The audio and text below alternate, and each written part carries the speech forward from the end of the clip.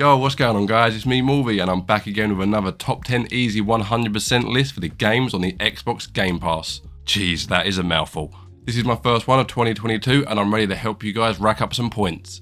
If this is the first time watching my video, then welcome. If you're after as many achievements as possible, then please check out my library of top 10 easy games for that 100%.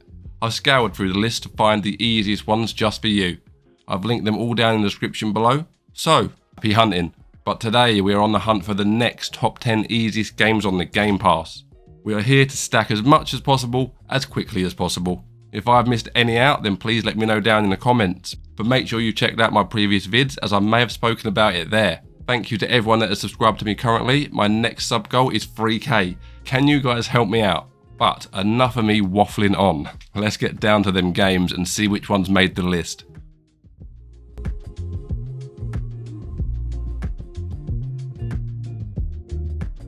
Okay then, so first game we're going to be talking about in 2022 is Deer Simulator.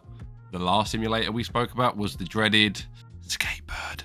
But thankfully this one is a lot better. I mean, Skatebird did leave the bar so low it was pretty much impossible to be worse than it. In this game we take control of a deer. Who'd have thought it? We have the ability to destroy our surroundings, and by doing so we unlock more firepower. We can destroy trees and cars, and even if we don't like the look of that building, we can take it down. As you look around the map, you can see various wacky characters that we can interact with, mainly in the forms of murdering them, and these guys are also associated with the achievements. This game is a bunch of fun. Nothing makes sense, and that's okay. It doesn't need to. The goal is simple. The more guns you stack, the more damage you do, and the bigger the baddies you can kill. You get a bunch of unlocks throughout the game by completing missions and boss battles. One of the rewards being a mount in the form of you turning yourself into a motorbike. This one should take you around 1 to 2 hours to fully 100%.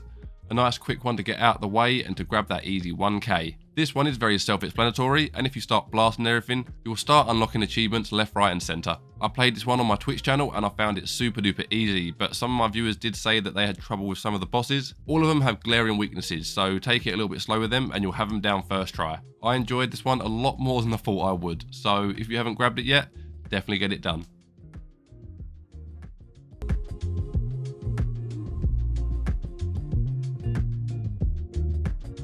Goer is one of the newer titles on the Game Pass, but it has been around for a little while. This unique puzzler takes us on a journey of a young boy. The game is split into a grid of 4, and you need to manipulate the world around to help the lad progress. Sound confusing? You betcha. The art style does pop off the screen, and without giving too much away, the contrast between the nice happy places to the bleak miserable places was really pretty. This one shouldn't take you longer than 2 hours, but that is if you are following a guide, which I do highly recommend. If you're coming into this game just looking for a cool puzzle, then definitely do it on your own. But if you're coming here just for the achievements, then I'll definitely say go get a guide. Some of the puzzles in this one are super tough. Achievement wise, there are a couple tricky achievements to get, such as a speed run one and a complete the game within 500 moves. But these aren't as hard as they sound. There are some really great guides out there and they show you some really good tips and some easy paths to follow. I really like the art style, and the puzzle choice was very unique, but it did get super tricky at the end and I was kind of looking forward to that ending. There is also a chapter select, so if you do miss any achievements along the way, there is a quick way back, so don't you worry about that. This isn't necessarily a game I would have played on my own, but I am glad I did get the chance to add it to the list. It's one of the newer ones to the Game Pass, so give it some love and go check it out.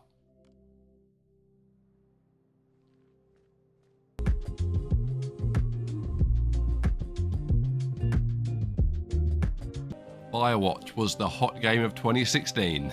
Hey, did you see what I did there? It's a first-person exploration / walking sim type game where you take control of Henry, a bloke who's taken a job in the woods to run away from his troubles. And to be honest, he couldn't have picked a more chill spot to do it in.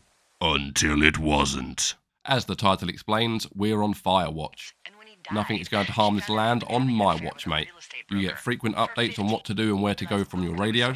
Although the map does look big, you do take a linear path to the next location, so don't worry on too much about getting lost. The story gets a little dark on this one, so be warned. I was a bit thrown back by it myself and I wasn't expecting it at all, but it does grow our character more, and we do start to feel for him a little bit. This one is coming in at around 5 hours for that full 100%. You mainly need to complete the game. There are a few achievements off the beaten path you'll need to go and get, but there's nothing too crazy to do. You've mainly just got to figure out the mystery of Shosho National Forest.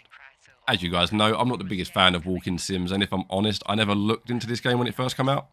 There was quite a bit of hype around it, so to play it in 2022 and realise it is just a walking sim, I was a little bit disappointed. The graphics are super nice to look at and the story is engaging, but I wasn't as amazed as I thought I was going to be. Either way, we got through it, another 100% down, and you should go get it too.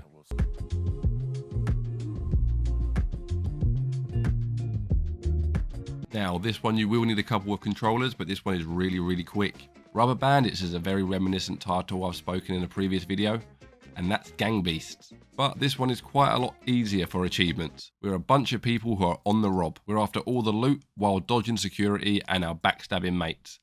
This game has us going through multiple stages, stealing from shops and safes. Once the loot is secured, we need to get out of there and run to the exit. PC Plod and the gang do try and turn up and arrest you. Keyword being try, as in they don't. For the most part, all we need to do is collect more than the opponent, who thankfully will be player 2. The AI is really easy to trick, and I found I was at the exit door before the police even turned up. When playing with a non-existent player 2, this one is super easy. I am putting together an easy guide, but I will be honest, this one is very self-explanatory.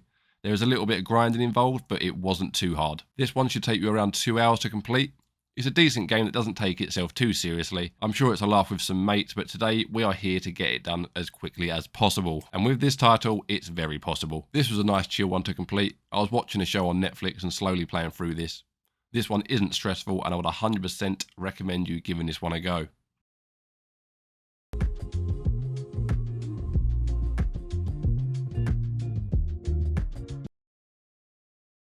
Now, Townscaper is probably the fastest 100% on this list today.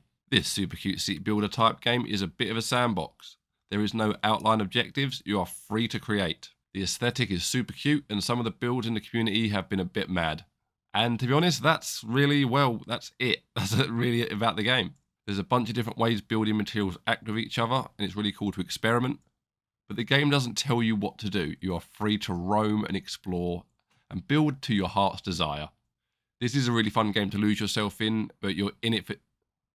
This is a really fun game just to lose yourself in, but if you're just here for the achievements, then good news for you. You can complete this game within 30 minutes. There aren't many achievements to hoover up, and the ones that are really easy. There is one where you have to be looking around a map for a certain point to build on, but other than that, this one will be finished before you've even realised. I will be honest, I didn't spend too much time in this game, and the time I did spend was mainly looking for the achievements. I do love building games, and the art style was right up my alley. It's just the achievements were too easy, and then once I had them, I felt like it was time to move on. I would love to go back and build some fancy towns eventually, so if you haven't already, get this one completed and get it ticked off your 100% list.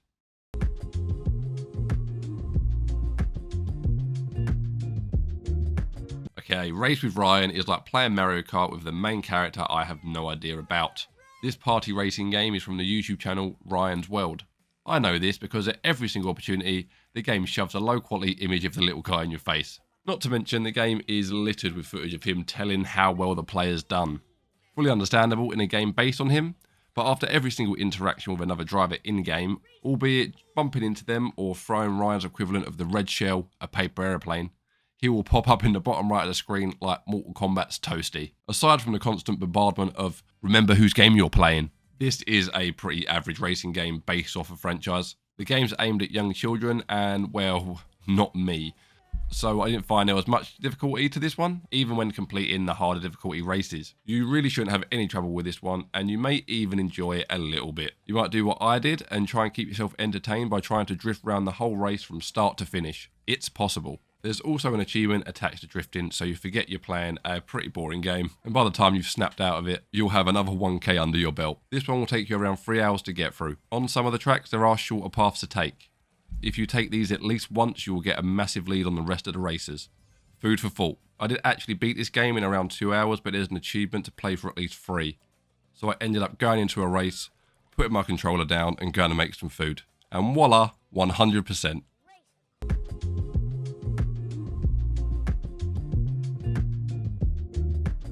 Stop! You violated the law. Pay the court a fine or serve your sentence. Before we continue, guys, if you're enjoying this video or if you picked up any games that you're going to 100% in the future, why not hit that like button? And if you want to see more videos like this, then please hit that subscribe button. I've noticed in my analytics that there's quite a few people that are watching my videos but aren't subscribing. I'd love for you to come back so we can hunt them achievements together. So hit that red button and I know you enjoy these sorts of videos. But let's get back to number 4. Now this one really made me happy when it popped up on the Game Pass. The Pedestrian is one of the first games I played on my YouTube channel. It was a first look demo around 2015 and it lasted around 10 minutes. I'll be honest, I forgot all about this title, so when I saw it pop up on the Game Pass, it was pretty awesome. To see the developers crack through and make a full game and also make a great puzzler is really good to see. The Pedestrian has us take control of the little silhouette of a man that you find on various signs such as the fire exit sign and various traffic signs.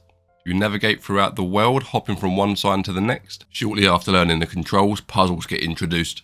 And then we get the ability to move the signs around to help us figure out what to do. Some of them are quite tough, but for the most part, they are challenging but not impossible. This one is one of the new ones on the list, and if you like puzzle games, then this one is right up your alley. It has done a great job creating a unique puzzle system, and it is really well put together. There's even some unlockables for your little character, so strap on a fancy hat and go get them achievements.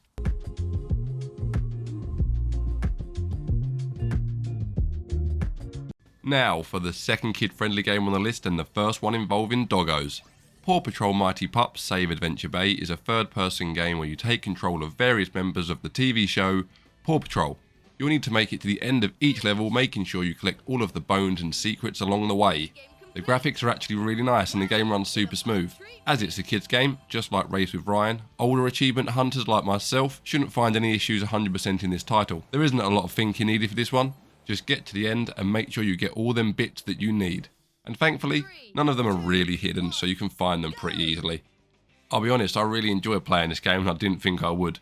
I assumed I'd just have to grind it out for around 4 hours, but I actually found myself enjoying it. It's super reminiscent of games from my childhood, specifically from the PS1 era. Games such as Scooby-Doo's Cyber Chase or earlier Crash Bandicoot titles. I rarely play these sort of games anymore as they're usually aimed at younger audiences, so it's nice to jump back in and play something with a bit of nostalgia. All you need to do for this one is to collect all the bones and secrets, which are super easy, and then complete some mini games. This one can be done in around 3 to 4 hours, and that 100% is yours.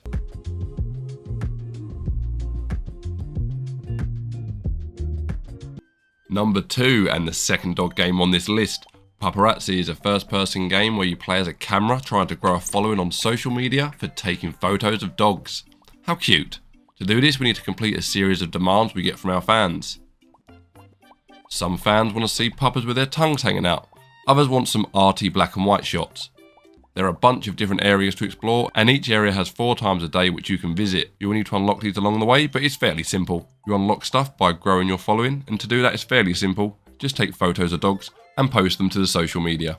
I completed the majority of these achievements just by playing through the game and having some fun with it. The achievements are very straightforward, such as take 10 photos while in the air, take 20 dog portraits with their tongues hanging out, etc, etc. Even the achievement linked with filling up the Puppypedia is really easy. At a certain point in the game you can change the outfit any dog is wearing just by walking up to them. So you can go down the tick sheet getting all the different photo requirements just from one dog. This one is really fun to play and it's nice not playing something super serious. So you can just kick back and play with some virtual puppies. This one will take you around 3 to 4 hours to complete and you'll have a blast doing so. You can probably shave a lot of time off that if you play the game while watching my achievement guide. Check out the description below as I've linked it there, or check out my channel, it's one of my most recent videos.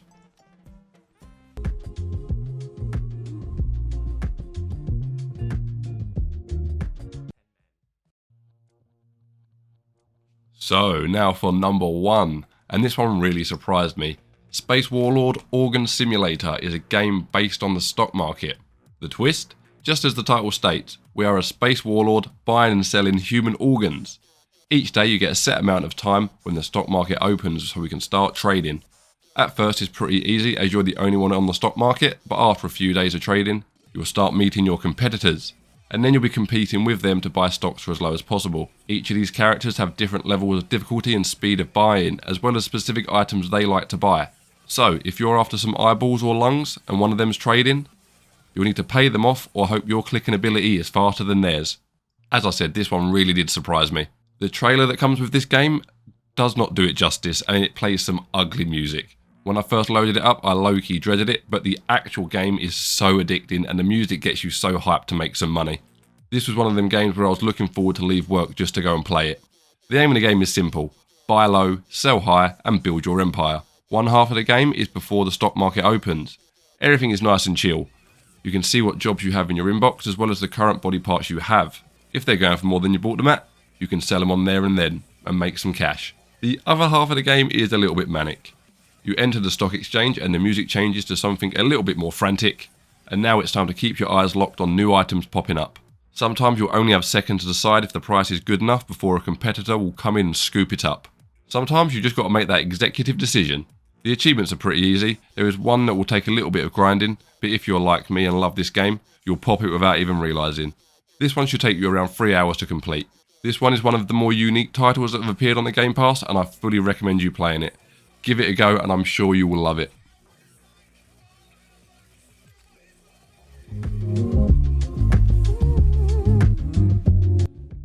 And that's the end of my top 10 video. Thank you so much for watching, and if you're still here, why not hit that like button? And if you want to see more, please hit that subscribe button.